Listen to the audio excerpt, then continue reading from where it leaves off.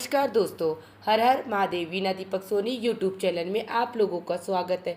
आज मैं आप लोगों को इस वीडियो के माध्यम से वरुथिनी एकादशी व्रत की कथा कहानी सुनाऊंगी। कहानी सुनने मात्र से हमें स्वर्गलोक की प्राप्ति होगी। साथ ही आप लोगों को मेरी कहानियाँ कैसी लगती मुझे कमेंट बॉक्स में कमेंट करके ज़रूर बताना। एक समय की बात है, धर्मराज युधिष्ठिर बोले, हे भगवान, मैं आपको नमस्कार करता हूँ। आपने मुझे चैत्र मास के शुक्ल पक्ष की एकादशी अर्थात कामदा एकादशी के बारे में आपने मुझे विस्तार पूर्वक बताया था। अब आपसे कृपा करके मुझे वैशाख कृष्ण पक्ष की एकादशी का क्या नाम है तथा इसकी क्या विधि है तथा इसका महत्व क्या है उसके बारे में मुझे कृपा करके भगवान श्री कृष्ण आप मुझे बताइए। भगवान श्री कृष्ण ने कहा, हे राजेश्वर, वैशाख मास के कृष्ण पक्ष की एकादशी को वरुथिनी एकादशी के नाम से जाना जाता है। ये सौभाग्य देने वाली, सब पापों को नाश करने वाली तथा अंत में मोक्ष देने वाली है। इसकी महत्ता कथा के बारे में मैं तुम्हें सुनाता हूँ, तुम इसे ध्यान पूर्वक सुनना, क्योंकि आधा अधूरा ज्ञान इंसान के लिए अच्छा नहीं होता है। तो धर्मराज युधिष्ठिर कहते हैं, भगवान श्री कृष्ण, आपके मुख से मैं कहानी सुनकर धन्य हो जाऊंगा तथा मैं प्रारंभ से लेकर अंत तक पूरी ध्यान पूर्वक कहानी सुनूंगा और पृथ्वी लोक पर इस कहानी का प्रचार सभी लोगों को करूंगा। तो भगवान श्री कृष्ण कहानी सुनाना प्रारंभ करते हैं। प्राचीन काल में नर्मदा नदी के तट पर मानदत्ता नामक राजा राज्य करते थे।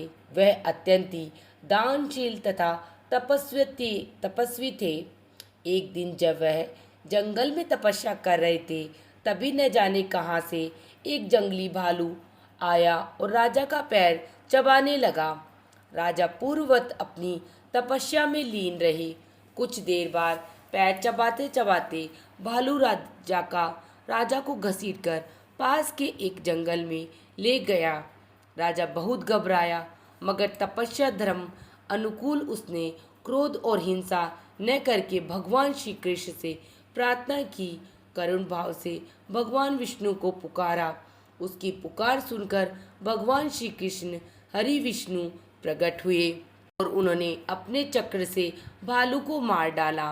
राजा का पैर भालू पहले ही खा चुका था। इससे राजा बहुत शोकाकुल हुआ और बहुत ही दुखी हुआ। उन्हें दुखी देखकर भगवान विष्णु बोले, हे वत्स, शोक मत करो, तुम व्याकुल मत हो। तुम मथुरा जाओ और वरुथिनी एकादशी का व्रत रखकर मेरी वराह अवतार मूर्ति की पूजा अर्चना करो। उसके प्रभाव से तुम्हें पुनः सुदृढ़ अंगों वाले हो जाओगे, अर्थात तुम पहले के जैसे हो जाओगे। इस भालू ने तुम्हें जो काटा है, ये तुम्हारे पूर्व जन्म का अपराध था, जिसकी वजह से इस भालू ने तुम्हें काटा था।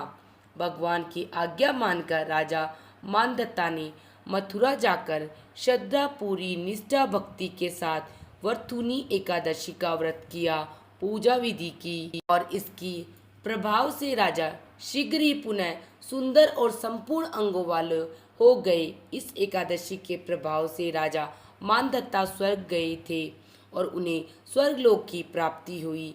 जो भी व्यक्ति भय से पीड़ित है, उसे वरुथिनी एकादशी का व्रत रखकर भगवान विष्णु का स्मरण करना चाहिए।